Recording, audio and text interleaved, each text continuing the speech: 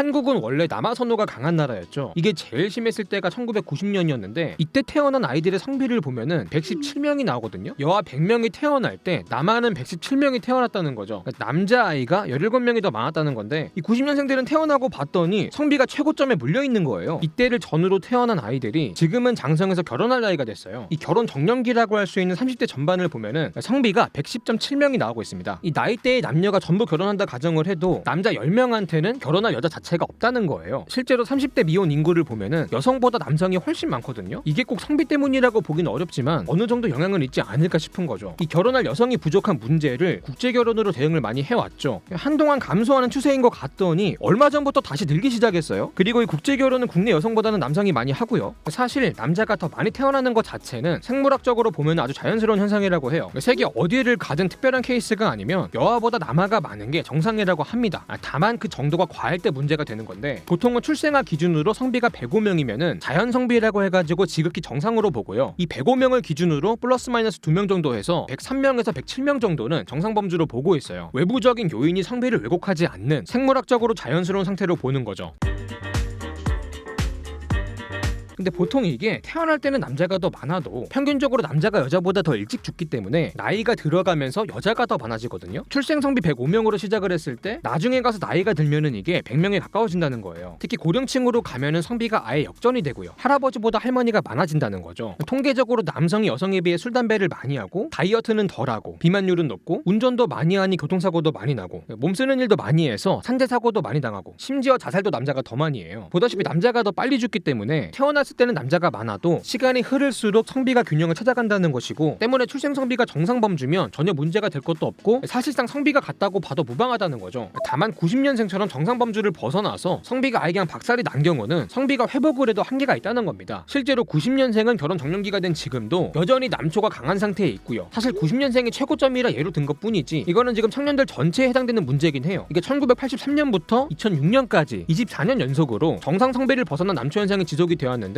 이 정도면 MZ세대 대부분이 남초화가 됐다고 볼 수 있어요. 이게 여러 가지 부작용을 낳고 있는데 이미 결혼 시장의 진입 장벽이 높아지면서 남녀 모두가 결혼하는 게 힘들어진 상황이잖아요. 근데 성비까지 남초화가 되다 보니까 이게 특히 남성들에게 더 크게 작용할 수 있다는 거죠. 상대적으로 남성 인구의 공급은 더 많고 그만큼 희소성이 떨어지는 상황이 됐어요. 더 적은 여성을 만나기 위해서 더 많은 남성들이 조금 더 치열하게 경쟁을 해야 되고 그만큼 더 좋은 조건을 갖춰야 될 수 있다는 거죠. 특히 과정에서 청년 사회 전반에 도태감이나 낙오감, 좌절감, 무기력감이 퍼지고 있고 이런 부정적인 에너지가 반사회적으로 표출될 수 있는데 이게 남녀 갈등을 강화하는 여러 가지 요인 중에 하나가 될 수도 있겠고요. 극소수긴 하지만 일탈이나 범죄로 빠지는 케이스가 나올 수도 있겠죠. 결국은 사회 전반에 갈등과 불안이 심화될 수 있다는 겁니다. 그리고 여성이 부족하다는 거는 그만큼 아이를 낳을 여성도 부족하다는 말이라서 인구의 재생산이라는 측면에서 봐도 딱히 좋은 현상은 아니라고 하더라고요. 그런 의미에서 과거에 여아를 가지면 낙태를 하면서까지 남초 사회를 만들던 풍토가 여러모로 바람직하지 않은 결과로 이어졌다는 생각이 드는데 어쩌다 이런 풍토가 만들어지게 됐냐.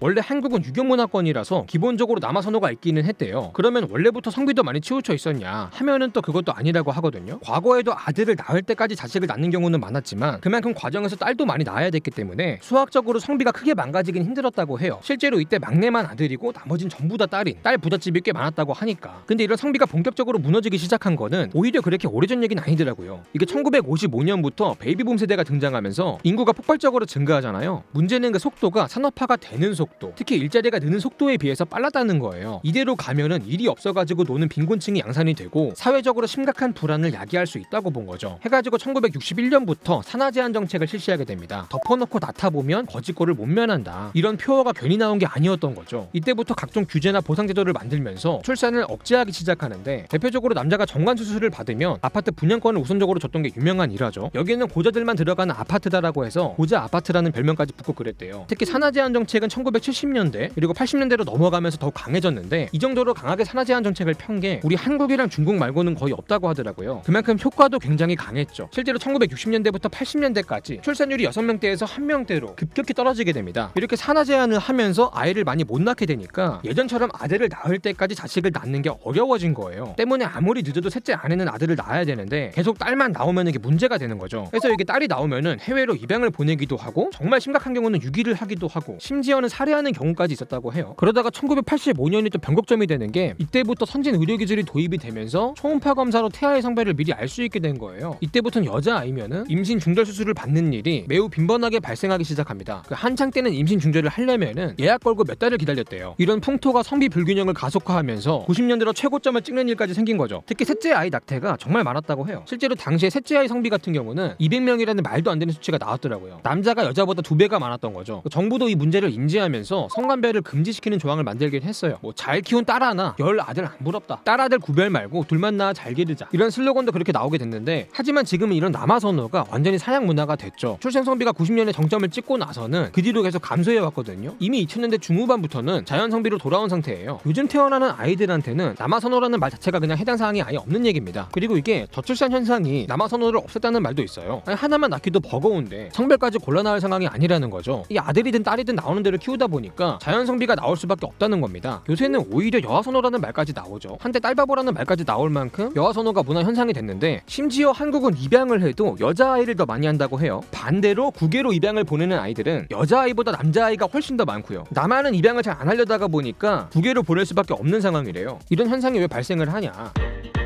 과거에 유교적인 가치관이 지배적일 때는 가족 문화에서 장남의 역할이 굉장히 중요했어요. 가문의 대를 잇고 제사를 지내고 입신양명해서 가문의 명예를 빛내고 노부모를 부양하는 역할까지 했거든요. 그만큼 아들의 가치도 높았던 겁니다. 근데 이제는 유교적 가족 문화가 사라지고 있잖아요. 대를 잇거나 제사를 지내는 게 더 이상 중요하지 않게 됐어요. 또 가문의 명예를 위한 성공보다는 자녀들의 행복을 바라는 부모도 많아졌고요. 사실 입신양명이라는 것도 더 이상 아들만의 전유물도 아니게 됐죠. 여성들의 사회적 지위가 많이 올라왔잖아요. 얼마든지 사회적으로 성공할 수 있게 됐어요. 자수성가한 여성들도 너무 많습니다. 그리고 이제는 장남이라고 해서 부모를 부양하는 것도 아니죠. 기대 수명이 늘면서 부양에 대한 부담은 커지는데, 자녀 세대의 부양 능력은 또 예전 같지 않다 보니까 부모를 경제적으로 부양하는 게 어려워진 거예요. 그래서 요새는 경제적인 부양보다는 정서적인 부양이 더 중요해졌는데, 여기서 딸의 역할이 중요해진 겁니다. 이게 가정마다 케이스 바이 케이스일 수 있겠지만 대체로 딸이 부모님을 더 많이 챙긴다고 하죠. 전화도 많이 드리고 부모님 댁에도 많이 들리고 아픈 데 없나 살피고 병원도 모셔가고 맛집도 데려가고 여행도 보내주고, 이게 가정마다 사람마다 워낙에 달라서 무조건 이렇다 저렇다 말하기는 어렵지만 사회적으로 널리 퍼져있는 인식들이 그렇다는 것이고, 사실 저 같은 경우도 아버지가 통화하는 걸 엿들은 적이 있는데 그런 말씀을 하시더라고요. 아들 새끼 키워봐야 그 소용없다. 딸이 최고다. 실제로 저는 부모님 댁에 잘 안 가거든요. 근데 여동생은 되게 자주 가더라고요. 그리고 아들이 또 문제가, 이게 유교적 가부장 문화 중에서 장남으로서의 역할과 의무는 안 지고 있는데 남편으로서의 책임은 여전히 남아있거든요. 예를 들어 결혼할 때 아직은 남자들이 더 많은 재산을 가져오는 경우가 많죠. 근데 그 재산이 보통은 부모한테 나오는 경우가 많잖아요. 이게 부모들 입장에서 보면은 딸을 시집을 보낼 때보다 아들을 장가를 보낼 때 비용 지출이 더 크다는 문제가 있다는 거죠. 그렇다고 과거처럼 며느리라는 노동력이 딸려오는 것도 아니고, 결국은 이 아들이라는 게 비용은 엄청나게 잡아먹고 보상은 없는 존재가 됐다는 겁니다. 그만큼 상대적으로 아들의 가치는 떨어지고 딸의 가치가 많이 올라왔다는 거예요. 굳이 아들을 낳겠다고 애쓸 필요가 없다는 거죠. 심지어 아들은 육아 난이도가 높다는 인식도 있어요. 실제로 육아 경험이 있는 분들을 대상으로 설문을 해보니까 남아든 여아든 차이가 없다고 생각하는 사람이 다수긴 한데, 남아가 더 힘들다는 의견도 이게 적지 않더라고요. 아들은 조금 힘들게 키웠는데 딸은 조금 거저 키웠다. 이런 집도 꽤 본 것 같아요. 이것도 케이스 바이 케이스라서 어떤 아들을 뽑았냐에 따라 다르겠지만, 제대로 걸린 분들 얘기를 한번 들어보면은 남자아이들이 에너지가 넘치고 활동량이 많은데 겁대가리까지 없어가지고 사고를 많이 치더라, 이런 말씀을 적잖이 하시더라고요. 특히 사춘기에 들어가면 몸은 커지고 일탈의 강도도 최대치가 높은 편이라서 통제하기 어려운 상황이 나올 수 있다고 하더라고요. 오죽하면은 아들 하나 딸 하나면은 금메달이고 아들 둘이면은 목메달이다, 이런 농담까지 있습니다. 사실 재작년 같은 경우는 출생 성비가 역대 최저치를 찍었거든요. 이러다가 정상범주 밑으로 뚫고 내려가는 거 아니냐, 여아 선호가 강해지면서 출생 성비마저 여초화되는 거 아니냐, 이러면 나중엔 여자들이 결혼하기 힘들어지지 않겠냐, 뭐 이런 얘기까지 하는 분들도 있더라고요. 참고로 이미 서울은 여초화가 진행이 돼서 남성보다 여성이 더 많다고 해요. 서울 사는 여성이 서울 사는 남성을 만나는 게 아주 약간은 더 어려울 수 있다는 거예요. 다만 이게 출생 성비랑 관련이 있다고 보기는 어렵고, 그냥 여성이 남성보다 이촌 향도를 많이 했다, 이렇게 보는 게 합리적이라고 합니다. 사실 이게 출생 성비가 여초화가 된다는 건 현실적으로 조금 어려울 수 있는 게, 기본적으로 여초화가 되려면 출생 성비가 103명 아래로 떨어져야 되잖아요. 근데 이 정도의 성비 불균형은 자연 상태에선 나오지 않는다는 거예요. 인위적으로 조절이 들어가야 된다는 겁니다. 예를 들어 과거에 여아를 갖기 싫어서 여아를 임신하면 낙태를 했던 것처럼 남아를 가지면 낙태를 하는 게 사회적으로 흔한 일이 돼야 된다는 거예요. 인위적으로 남자아이만 골라서 줄여야 된다는 건데, 이게 현실적으로 가능할 리가 없잖아요. 요즘 아무리 여아가 선호가 된다고 하지만 그렇다고 남자아이 가진다고 지울 것도 아니고 버리거나 입양을 보낼 것도 아니고, 이게 딸이든 아들이든 나오는 대로 키우는 게 당연한 시대라서 지금의 여아 선호 현상이 출생 성비를 조작할 정도는 아니라는 거죠. 물론 출생 성비가 여초화되기 힘들다는 거지, 전체 성비는 이미 여초화가 예정돼 있기는 해요. 앞에서 고령으로 갈수록 여초화가 된다고 했잖아요. 근데 우리나라 자체가 고령화가 심해지다 보니까 전체 성비는 여초화로 갈 수밖에 없다는 거죠. 자, 오늘 영상 여기까지고요. 지금까지 지식한 입의 한 입만이었습니다.